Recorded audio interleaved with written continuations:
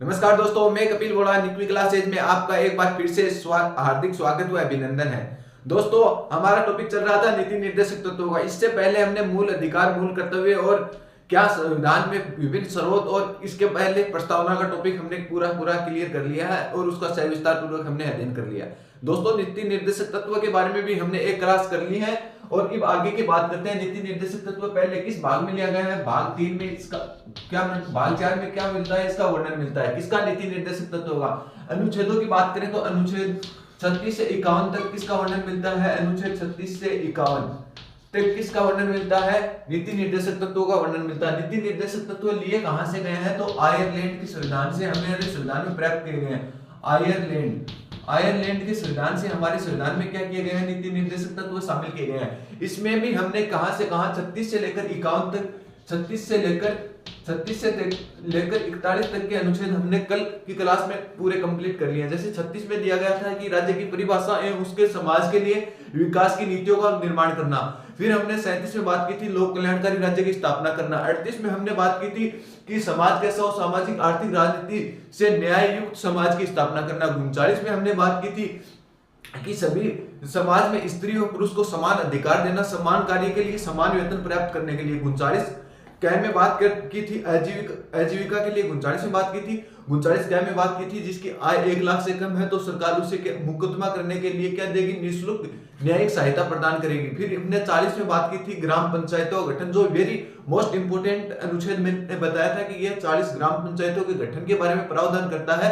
यह बहुत most important क्या बताया था? अनुच्छेद बताया था। इसके बाद में हमने 41 में बात की थी महानरेगा के लिए कि सरकार क्या करेगी? सभी को काम दिलाने का अधिकार है और उसके तहत महानरेगा क्या करती है? जारी करती है। अब आगे की बात करते हैं हम अनुच्छेद 42 की। अनुच्छेद 42 में क्या दिया गया है?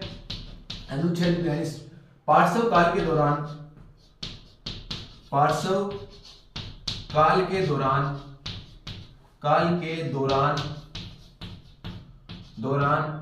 महिलाओं को 180 दिन का अवकाश दिया जाएगा। महिलाओं को 180 दिन का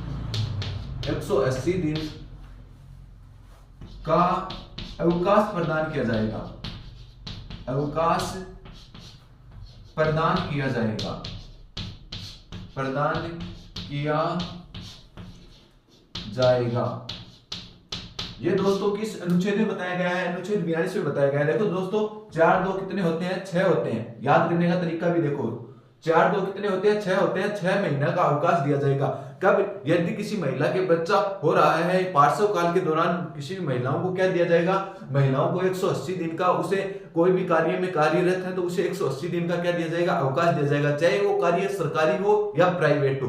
प्राइवेट सेक्टर में भी यदि कोई महिला काम करती है और उसके पार्श्व काल के दौरान उसे 180 दिन का अवकाश दिया जाएगा, उसके बाद में वो बाद में 6 महीनों के बाद में वो वापस अपनी ड्यूटी क्या कर सकती है? ज्वाइन करने का अधिकार दिया गया है। ऐसे ही सरकारी कर्मचारी हो, चाहे कोई भी महिला यदि सरकारी कर्मचारी हो तो उसे 6 महीने पार्श्व काल के दौरान क्या दिया जाएगा? 6 महीने का अवकाश दिया जाएगा। आपको ऑप्शन में 6 महीने भी लिखा आ सकता है और 180 दिन भी लिखा आ सकता है। इस बात पर आपको ध्यान रखना है दोस्तों। फिर हम आगे बात करते हैं अनुच्छेद 43 में। अनुच्छेद 43 में क्या है? लघु एवं कुटीर उद्योगों को बढ़ावा देना। अनुच्छेद 43 में क्या बताया गया है? लघु एवं कुटीर उद्योगों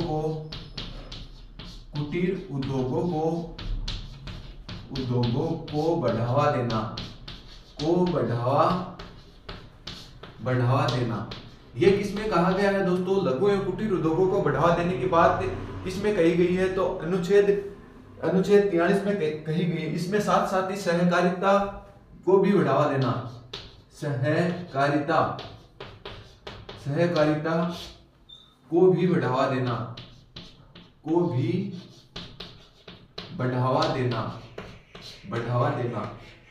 ये कौन से नीति निर्देशक तत्व में बताया गया है? अनुच्छेद 43 के तहत बताया गया है कि हमारे देश में लघु एवं कुटीर उद्योगों, हमारी संस्कृति को बनाए रखने के लिए महात्मा गांधी की प्रेरणा को स्रोत मानते हुए क्या बताया गया है कि सभी को रोजगार उपलब्ध हो जाएगा यदि लघु एवं कुटीर उद्योग हमारे जो है ना, हथकरघा उद्योग है, जैसे उस उद्योगों को क्या करना, ज्यादा से ज्यादा बढ़ावा देना, न कि मशीनरी उद्योगों को ज्यादा बढ़ावा देना। यह अनुच्छेद 43 में बताया गया है नीति निर्देशक तत्वों के अंतर्गत कि लघु एवं कुटीर उद्योगों को बढ़ावा देना और हमारी सहकारी जितनी भी संस्था है उनको क्या करना, बढ़ावा देना। ये अनुच्छेद 43 के अंतर्गत बताया गया है। अनुच्छेद 44 है, अनुच्छेद 44 में नागरिकों के लिए सिविल संहिता लागू करना, सभी नागरिकों के लिए सिविल संहिता लागू करना।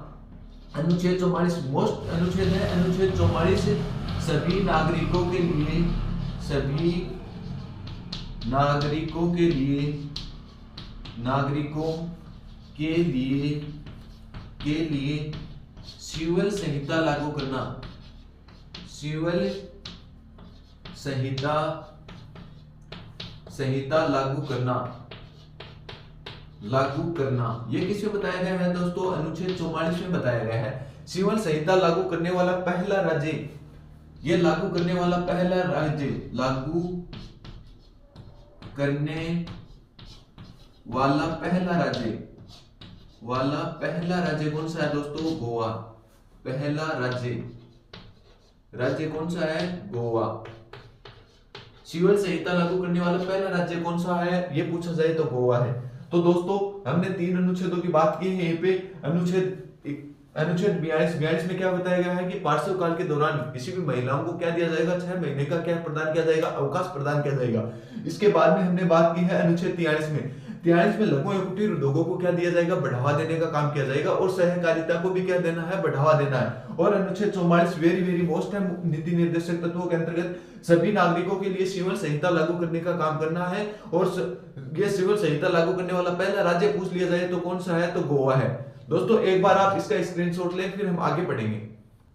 दोस्तों हमने अनुच्छेद 44 तक बात कर लिया, आगे हम बात करते हैं अनुच्छेद 45। अनुच्छेद 45 में क्या है, 6 से कम आयु के बच्चों को निःशुल्क शिक्षा प्रदान करना। 6 से कम आयु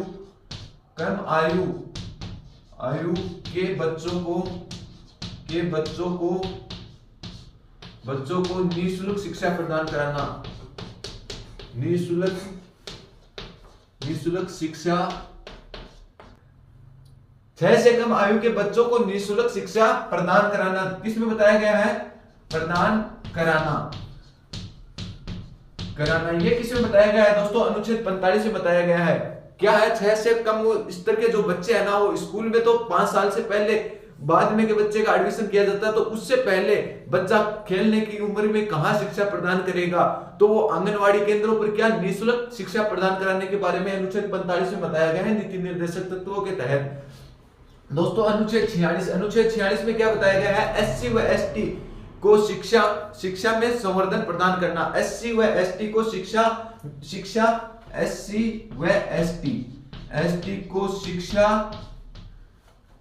शिक्षा में आर्थिक सहायता प्रदान करना, शिक्षा में आर्थिक सहायता प्रदान करना, आर्थिक सहायता प्रदान करना। दोस्तों छात्रवृत्ति के बारे में बताया गया है, प्रदान कराना या संरक्षण करना, प्रदान कराना। दोस्तों इसमें क्या बताया गया है, देखो दोस्तों 6 4 कितने होते हैं, 10 होते हैं। 10 का आधा कितना होता है, 5 को इस तरीके से बांटते हैं ना, तो एससी, इस तरीके से एसटी। आपको इस तरीके से भी याद कर सकते हो। जैसे हमने बात की थी 46 अनुच्छेद 46 में क्या है, अनुच्छेद 42 में क्या है, अनुच्छेद 42 में 4 2 कितने होते हैं, 6। महिलाओं को 6 वर्ष के लिए पार्श्व काल के दौरान क्या दिया जाएगा, पार्श्व काल के दौरान 6 महीने की छुट्टी प्रदान की जाएगी। तो ये एक याद करने का तरीका है, आप कैसे भी इसे बना सकते हो। दोस्तों एससी व एसटी को शिक्षा में आर्थिक सहायता प्रदान कराना और उसको संरक्षण प्रदान करना, ये किस में बताया गया है, अनुच्छेद 46 में बताया गया है। अनुच्छेद 47 में बताया गया है पोषण स्तर में सुधार करना, पोषण स्तर में सुधार करना तथा मादक पदार्थों पर रोक लगाना, तथा मादक पदार्थों पर रोक लगाना,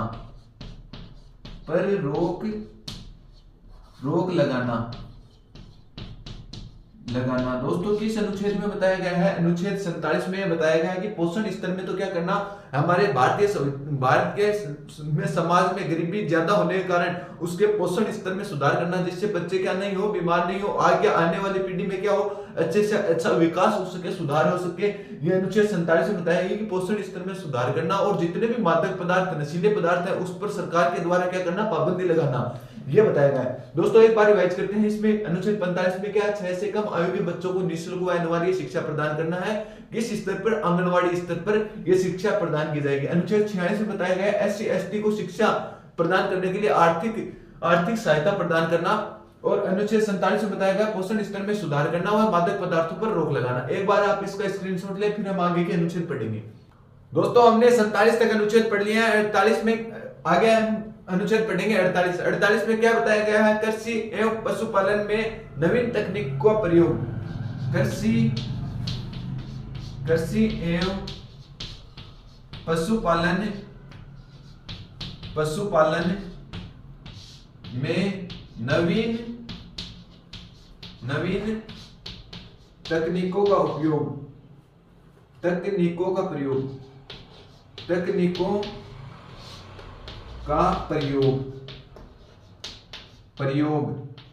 प्रयोग तथा गोवर्धन संवर्धन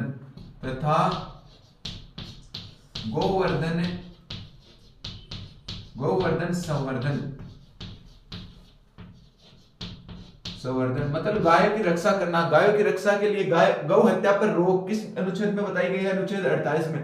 48 में बताया गया है कि जो किसान कृषि एवं पशुपालन का कार्य करते हैं वहीं पे क्या करना, नई तकनीकों का उपयोग करना, ताकि क्या हो, देश की आय ज्यादा से ज्यादा आय किस पर निर्भर है? कृषि एवं पशुपालन पर निर्भर है। तो वो क्या है, अचानक से जल्दी तेजी आ सके, इसलिए नवीन तकनीकों का तो उपयोग करना। और गौ हत्या पे रोक, आपको सीधा प्रश्न पूछ लिया जाता है कि गौ हत्या पे रोक किस अनुच्छेद के तहत लगाई गई है? नीति निर्देशक तत्वों में अनुच्छेद 48 के तहत लगाई गई है। दोस्तों वन्य जीवों का विकास के बारे में किसमें बताया गया है? वन्य जीवों का विकास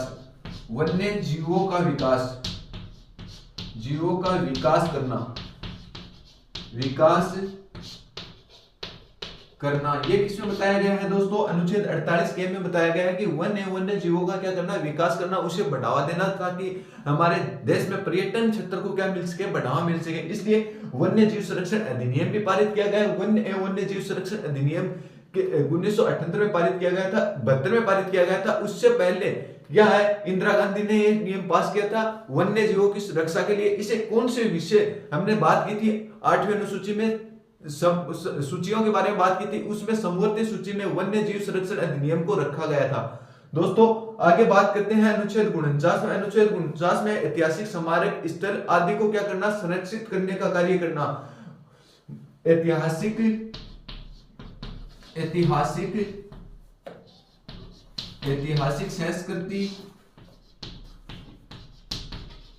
संस्कृति व धरोहर व वस्तुओं को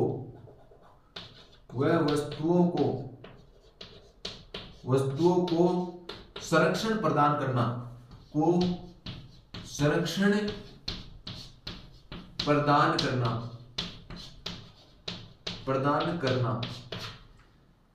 प्रदान करना। ये दोस्तों किस अनुच्छेद में बताया गया है? ऐतिहासिक स्मारक हो गए या धरोहर हो गई हमारी ऐतिहासिक, जैसे ताजमहल है, दिल्ली का लाल किला है, इसको क्या करना, सुरक्षा की दृष्टि से इसे सुरक्षित बनाए रखने का काम करना, ताकि आने वाले क्षेत्र में पर्यटक को क्या मिल सके, बढ़ावा मिल सके, और हमारी संस्कृति को भी क्या हो सके, विकास हो सके, ताकि हमारी संस्कृति क्या नहीं हो, विलुप्त नहीं हो। ये अनुच्छेद 49 में ऐतिहासिक जितने भी स्मारक है उसको सुरक्षा के बारे में इसका वर्णन किया गया है नीति निर्देशक तत्वों के अंतर्गत।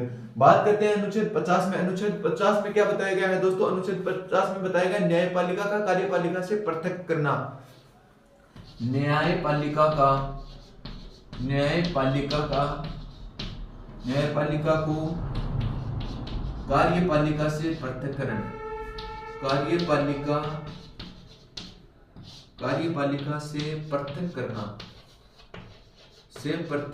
करना, ये किसमें बताया गया है? दोस्तों अनुच्छेद 50 में बताया गया है कि न्यायपालिका और कार्यपालिका का क्या करना, पृथक करना। न्यायपालिका जो कानून बनाने का काम करती है और कार्यपालिका क्या करती है, उस कार्य को लागू करने का कार्य कौन करती है, कार्य करने का कार्य कौन करती है, कार्यपालिका करती है। इनको दोनों को क्या करना, पृथक्करण करना। और अनुच्छेद 51 में क्या बताया गया है, अंतरराष्ट्रीय शांति बनाए रखने की व्यवस्था स्थापित करना। अंतरराष्ट्रीय शांति व संवर्धन के बारे में, अंतरराष्ट्रीय शांति व्यवस्था को संवर्धन करना। अंतरराष्ट्रीय शांति व्यवस्था का संवर्धन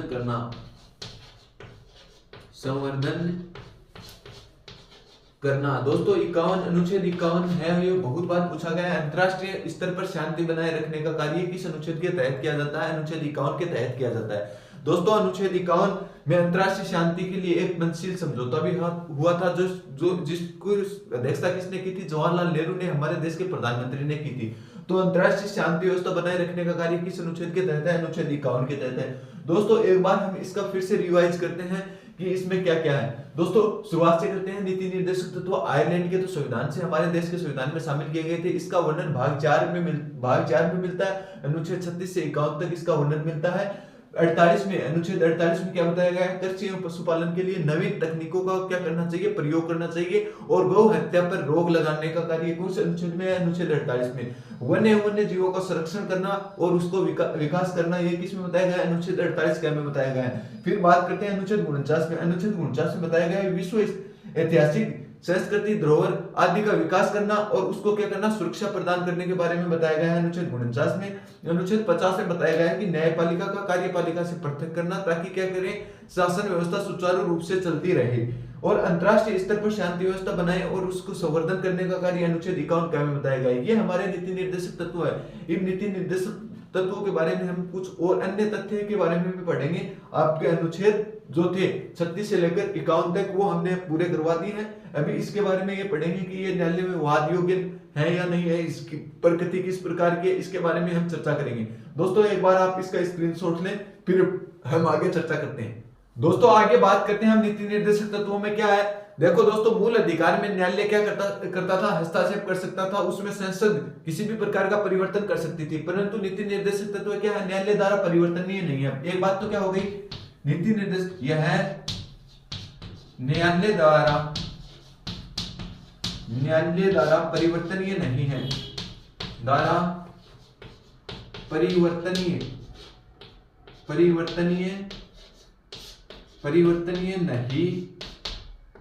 नहीं है।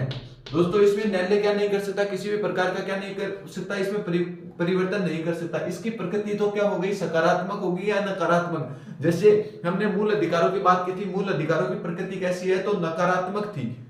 ठीक है दोस्तों, तो नीति निर्देशक तत्व की इनकी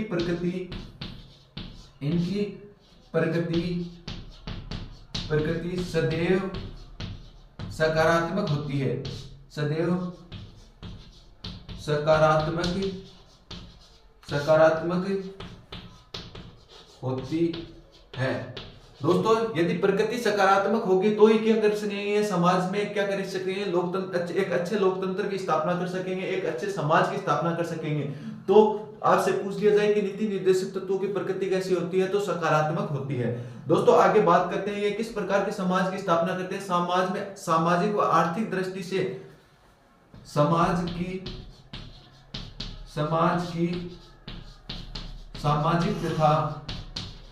सामाजिक तथा आर्थिक दृष्टि से सुदृढ़ समाज की तथा आर्थिक दृष्टि से सर्वश्रेष्ठ समाज की स्थापना करते हैं, समाज की स्थापना करते हैं, समाज की स्थापना करते हैं। दोस्तों किस प्रकार के सामाजिक व आर्थिक दृष्टि से क्या हो, सर्वश्रेष्ठ समाज की स्थापना करने का कार्य कौन करते हैं, नीति निर्देशक तत्व करते हैं। दोस्तों आगे बात करते हैं इसकी प्रकृति कैसी होती है, सामूहिक होती है। इसकी प्रकृति सामूहिक होती है, इसकी प्रकृति सामूहिक होती है। होती है। ये दोस्तों सामूहिक क्यों होती है, ये भी एक रीजन है। सामूहिक इसलिए होती है कि एक अच्छे समाज की स्थापना कोई एक व्यक्ति तो मिलकर कर नहीं सकता, बहुत सारा समाज मिलकर एक अच्छा कार्य करेंगे तो ही तो क्या होगा, एक अच्छे लोकतंत्र की स्थापना होगी। इसलिए इसकी प्रकृति क्या होती है, सामूहिक होती है। दोस्तों मूल अधिकारों को क्या कर सकते थे, निलंबित कर सकते थे। उसे जैसे मूल अधिकार आपातकालीन की स्थिति लागू हो जाती थी तो इसे क्या कर दिया जाता था, निलंबित कर दिया जाता था। ये कभी निलंबित नहीं किए जाते, ये कभी भी निलंबित नहीं किए जाते, ये कभी भी निलंबित नहीं किए जाते थे, निलंबित नहीं किए जाते थे, नहीं किए जाते हैं, नहीं किए जाते हैं। दोस्तों नीति निर्देशक बारे में हमने अनुच्छेदों के बारे में चर्चा कर ली। क्या है इसमें, ये क्या क्या है, इसकी प्रकृति है तो ये न्यायधारा क्या नहीं हो सकते, परिवर्तनीय नहीं हो सकते। इसकी प्रकृति कैसी होती है, तो सकारात्मक इसकी क्या होती है, प्रकृति होती है। इसमें सामाजिक व आर्थिक लोकतंत्र की, सर्वश्रेष्ठ लोकतंत्र की स्थापना के बारे में बताया गया है। और इसकी प्रकृति कैसी होती है, सामूहिक होती है। सभी लोग साथ मिलकर क्या करते हैं, एक अच्छे समाज, नैतिक समाज की स्थापना करने का काम करते हैं नीति निर्देशक तत्वों के तहत। दोस्तों यह कभी भी निलंबित नहीं किए जा सकते, क्योंकि इसको अच्छा बनाने का कार्य कौन करते हैं, नागरिक करते हैं। ये नागरिकों के मूल क्या है, नीति निर्देशक तत्व नागरिकों की इच्छा पर बनाए गए ये तत्व है, इसलिए इसे क्या नहीं किया जा सकता, कभी भी निलंबित नहीं किया जा सकता। जबकि मूल अधिकारों को क्या किया जा सकता है, निलंबित किया जा सकता है। दोस्तों के लिए इतना ही, धन्यवाद दोस्तों।